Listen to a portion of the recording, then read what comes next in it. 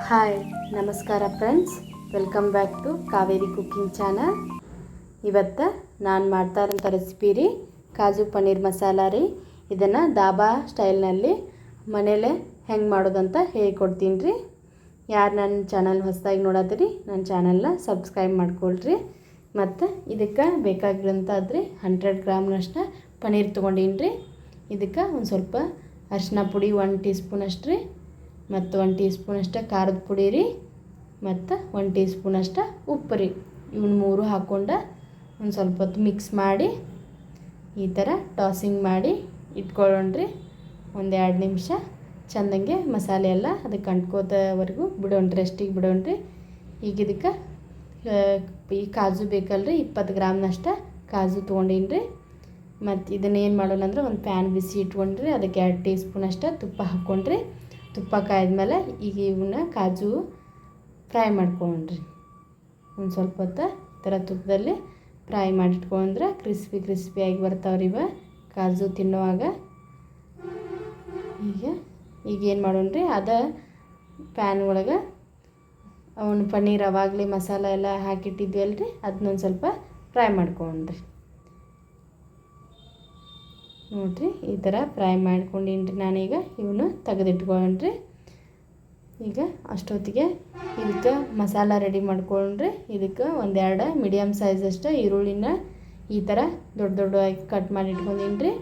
ಮತ್ತು 2 ಟೊಮೆಟೊ ತೊಗೊಂಡೀನಿ ರೀ, ಅವನು ಈ ಥರ ಕಟ್ ಮಾಡಿ ಇಟ್ಕೊಂಡೀನಿ ರೀ. ಮತ್ತು ಒಂದು 10-12 ಎಸೆಯಷ್ಟು ಬೆಳ್ಳುಳ್ಳಿ ತೊಗೊಂಡೀನಿ ರೀ. ಮತ್ತು ಒಂದು 4-5 ಕಾಜು ತೊಗೊಂಡೀನಿ ರೀ. ಮತ್ತು 1 ಇಂಚಿನಷ್ಟು ಶುಂಠಿ ತೊಗೊಂಡೀನಿ ರೀ. ಇದನ್ನ ಈರುಳ್ಳಿ ಮತ್ತು ಟೊಮೆಟೊ, ಬೆಳ್ಳುಳ್ಳಿ ಮತ್ತು ಕಾಜು ಎಲ್ಲ ಕುಡಿಸಿ ಮಿಕ್ಸಿ ಮಾಡ್ಕೊಂಡ್ರಿ. ಸ್ವಲ್ಪ ನೀರು ಹಾಕ್ಕೊಂಡು ನುಣ್ಣಗೆ ರುಬ್ಕೊಂಡ್ರಿ.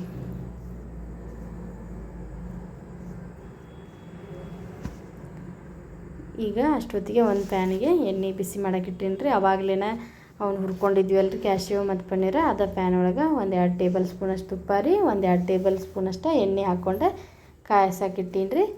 ಈಗ ಎಣ್ಣೆ ಕಾದಿದ್ರಿ. ಈಗೇನು ಮಾಡೋಣಂದ್ರೆ ರುಬ್ಕೊಂಡಂಥ ಮಸಾಲ ರೀ ಇದ್ರೊಳಗೆ ಹಾಕ್ಕೊಂಡ್ರಿ. ಈಗ ಹಾಕಿ ಇದನ್ನು ಹಸಿ ಸ್ಮೆಲ್ ಹೋಗೋವರೆಗೂ ಸ್ವಲ್ಪ ಹೊತ್ತು ಫ್ರೈ ಮಾಡ್ಕೊಂಡ್ರಿ. ಈ ಥರ ಫ್ರೈ ಮಾಡ್ಕೊಂಡ್ರಿ. ಈಗ ಕುದಿಯಾಕತ್ತೈತ್ರಿ. ಈ ಟೈಮ್ದಾಗ ಏನು ಮಾಡೋಣ್ರಿ, ನಮ್ದು ಮಸಾಲೆ ಎಲ್ಲ ಚೆಂದಂಗೆ ಫ್ರೈ ಆಗೈತ್ರಿ. ಈಗ 1 ಟೀ ಸ್ಪೂನಷ್ಟು ಅರಿಶಿನ ಪುಡಿ ಹಾಕ್ಕೊಂಡ್ರಿ. ಮತ್ತು 4 ಟೀ ಸ್ಪೂನಷ್ಟು ಅಚ್ಚ ಖಾರದ ಪುಡಿ ಹಾಕ್ಕೊಂಡ್ರಿ. ನಿಮಗೆ ಎಷ್ಟು ಖಾರ ಬೇಕು ನೋಡ್ಕೊಂಡು ಹಾಕ್ಕೊಳ್ರಿ ನೀವು.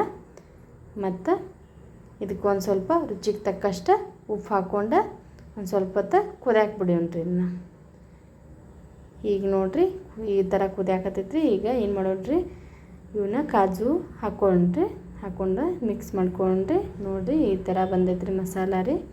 ಮತ್ತು ಆವಾಗಲೇ ಪನ್ನೀರ್ ಫ್ರೈ ಮಾಡ್ಕೊಂಡಿದ್ವಲ್ರಿ ಅವನು ಹಾಕ್ಕೊಂಡ್ರಿ.